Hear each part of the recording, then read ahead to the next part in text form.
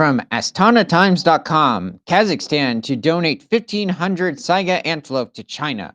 From prehistoric to present, my name is Ethan. This is Creature Guide Live Daily News. Remember to like, comment, and if you love talking about animals, share this show with everyone you know. You can catch new episodes throughout the day at Creature Guide Live on Rumble and YouTube. And don't forget to catch our animal documentary commentary live stream on Saturdays at 6 p.m. Central on Rumble. Now let's get into the news of the day. Well, this is interesting. I'm guessing that they're probably going to send these antelopes to northwestern China. So that's towards the most eastern extent of the Saiga antelope's range. President of Kazakhstan, Kasim Homart Tokyev announced a decision to donate 1,500 Saiga antelopes to China for resettlement in the country's western regions, supporting efforts to restore the population of this unique ancient species. So here is your Saiga antelope. And this species is, or this animal, a member of the Saiganai lineage of antelopes. So throughout the world, there's over 90 different species of antelope. For everybody wondering the distinctive function of the nose. It's still debated in different aspects, but we do know that the nose is used to help clear out the massive dust that occurs throughout the different grasslands of the Eurasian steppes, so different areas of Kazakhstan, southern Russia, into different parts of Mongolia. As well as possibly even part of the Caucasus regions of eastern Russia.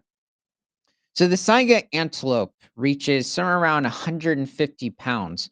If you look at different populations of the Saiga antelope, the Russian populations tend to have horns that reach somewhere around 8 inches in length.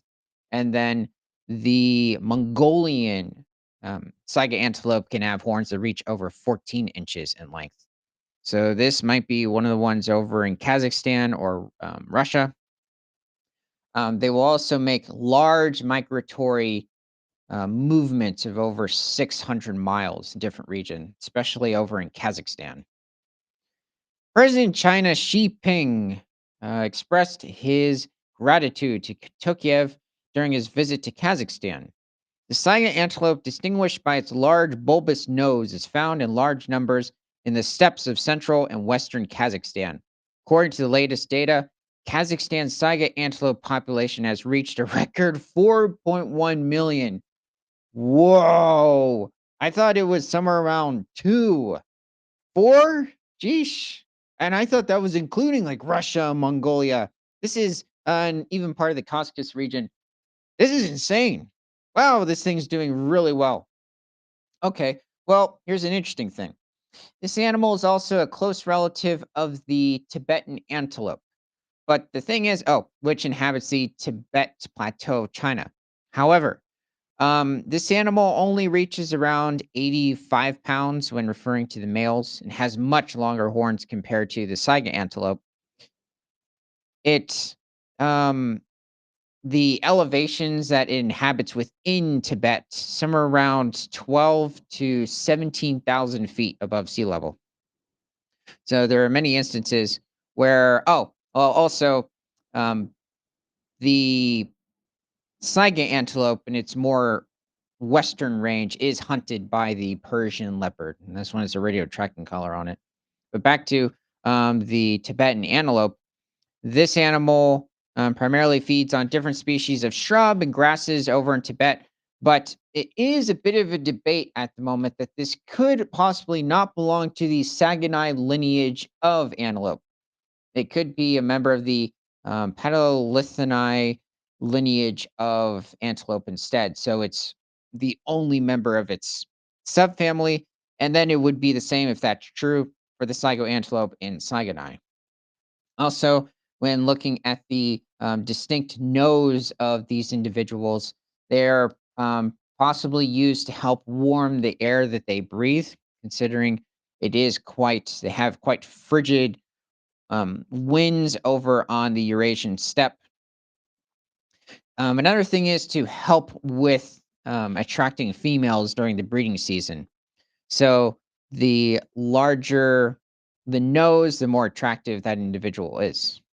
But they also will fight it out as well, because 'cause they're not delicate horns. The Saiga antelope, distinguished by its large bulbous nose, is found in large numbers in the steppes of central and western Oh, I already did that. Last month, wildlife experts explained how satellite telemetry tracking equipment maps the lives of Saiga antelopes in Kazakhstan and how monitoring the movements of these endangered species helps identify the best ways to protect them. In November last year, Kazakhstan's Altai Dala Conservation Initiative earned one of the world's most coveted environmental accolades, Prince William's Earthshot Prize, for its success in recovering critically endangered Saiga antelope. In an interview published on the Astana Times YouTube channel, Vera Voronova, executive director of the Association for the Conservation of Biodiversity of Kazakhstan, that leads the initiative, discussed what this global recognition means for the country's conservation efforts. What? What? Oh, that was irrelevant. Okay. Um, let's see. So, yeah, when it comes to okay, I haven't mentioned this animal. So this is the onager. So many tend to assume that this is the direct ancestor to the donkey. It's not true. It's actually the African wild ass over in Ethiopia and Somalia, where there could be as few as 570 individuals. This is a close relative and probably shared a common ancestor with the domestic donkey as well as the different wild ass species within Africa. Um, but this animal is native to the different plains of Iran, Kazakhstan, Uzbekistan, much of Central Asia, and probably the more southern range, south central range of the Saiga antelope. It comes into contact with the onager. Onagers have also, um, okay, well, this is probably some part of maybe Arabia. It's more western range. Yeah, they have a much tougher lifestyle here, but they're okay. They tend to do well with a limited amount of water. Let's go back to him. So the onagers, um, and back in the early 2000s, there was somewhere between 1,300 and 2,000 left in the wild. They have now increased to somewhere around 6 to 7,000. So they are doing pretty well, at least in their conservation status throughout different countries. Let's see. So who else am I missing? Yeah, so there are many regions within Tibet that the Tibetan antelope have to deal with extreme winters, and they have quite a tough time getting to the pretty bare grasses during this time of year. But let's see, who else? This is either a pregnant or a very well-fed Persian leopard. Um, it's even struggling to get by the camera. Anyway, it does hunt the Saiga antelope. This doesn't come into contact with the Tibetan antelope, though.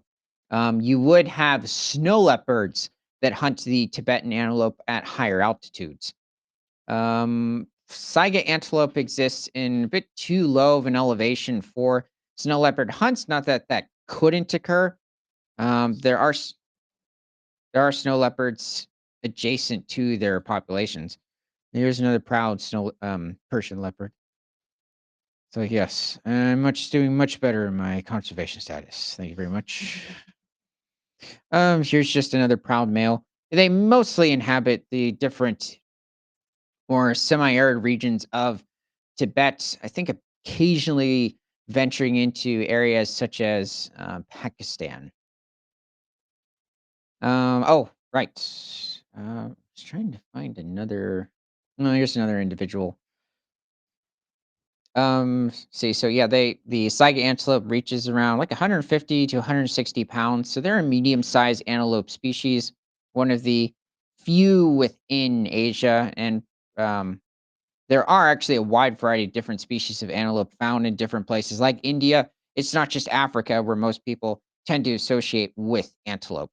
Um, and then you have the pronghorn over in North America, which is technically not a true antelope. It's actually more closely related to the giraffe.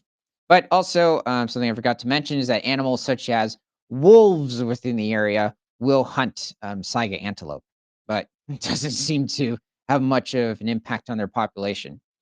So let me know what your thoughts are on the Saiga antelope if you love antelopes with big noses. Um, from prehistoric to present, my name is Ethan. This is Creature Guide Live Daily News. You can catch new episodes throughout the day at Creature Guide Live on Rumble and YouTube. And don't forget to like, comment, and if you love talking about animals, share this show with everyone you know. Don't forget to catch our animal documentary commentary live stream on Saturdays at 6 p.m. Central on Rumble because nothing is better than all animals all the time.